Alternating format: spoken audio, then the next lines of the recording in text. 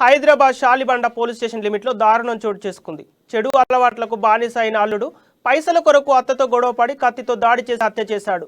జయలక్ష్మి అనే మహిళకు ఒక బిడ్డ, 2 కొడుకులు.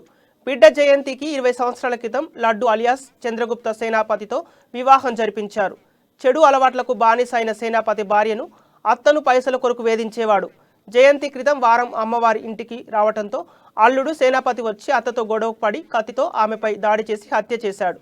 దాడిలో అల్లుడు సేనాపతికి గాయాలు కావడంతో చికిత్స నిమిత్తం ఆసుపత్రికి తరలించారు.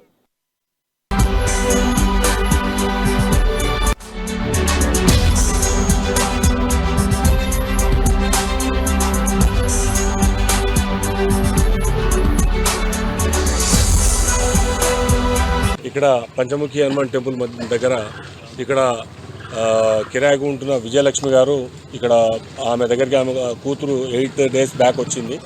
ఆమె భర్త వచ్చి ఈ బ్యాడ్ వైసెస్కు అలవాటయ్యి ఆయన ఏం పని చేయకుండా ఉంటుంటే అతని పెళ్ళి వచ్చి 22 సంవత్సరాల క్రితం ఈ అమ్మాయితోటి జరిగింది. ఈ విజయలక్ష్మి గారి కూతురుతో జరిగింది.